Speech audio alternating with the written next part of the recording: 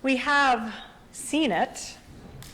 The person heralded as a celebrity one moment and then brought low the next by their misbehavior or by a bad move or some revelation from their past or just some turning in their friends. Life is full of those highs and lows. One moment we are riding the crest of an amazing wave of accomplishment and adulation, and the next moment we are spread out like so much jetsam. The story of Jesus this week can be nothing but the source of amazement and curiosity for us. How is it, for example, that a cult is ready just by having people say the Lord has need of it?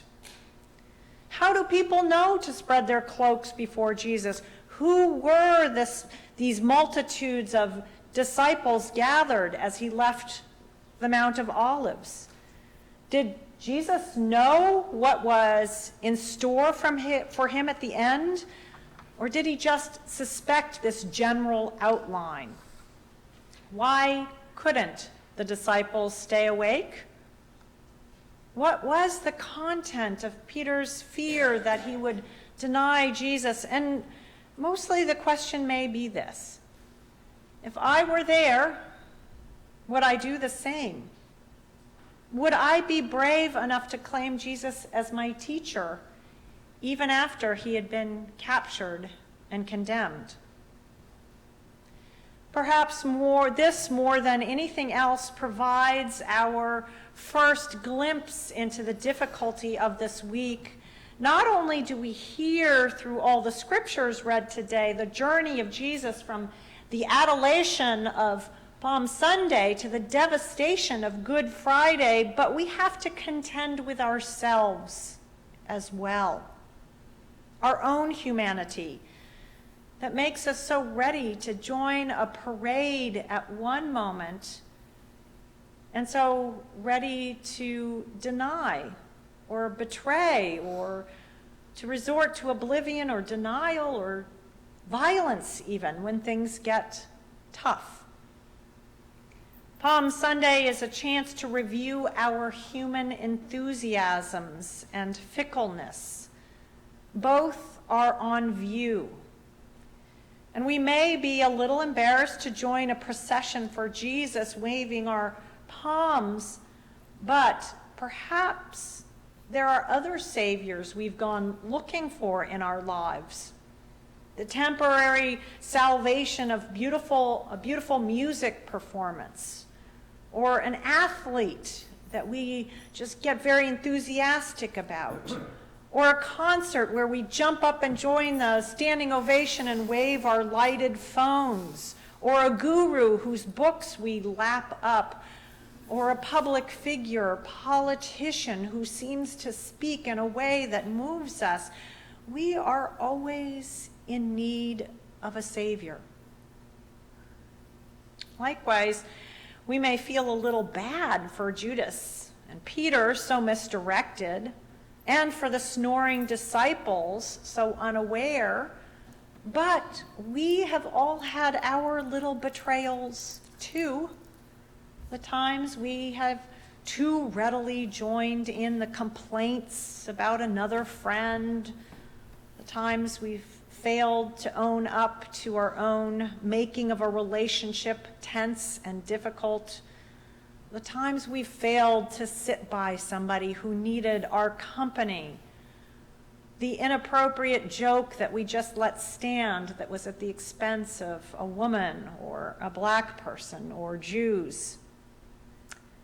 We may be a bit embarrassed to join the procession, but we all need a savior.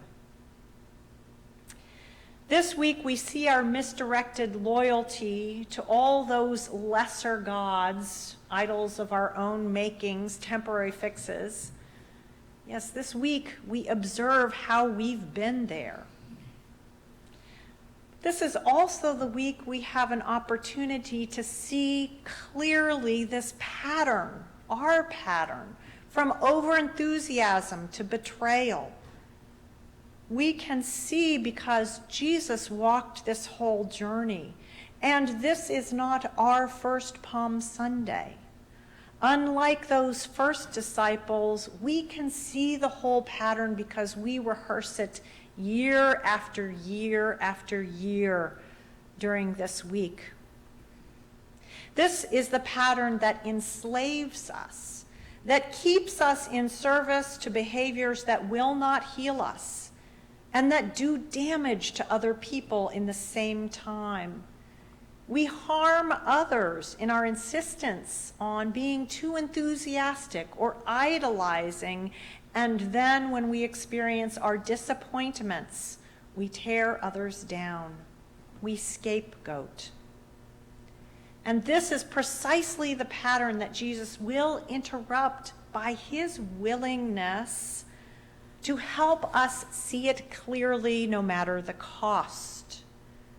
He will allow himself to bear the cost of that scapegoating so that nobody else needs to do it.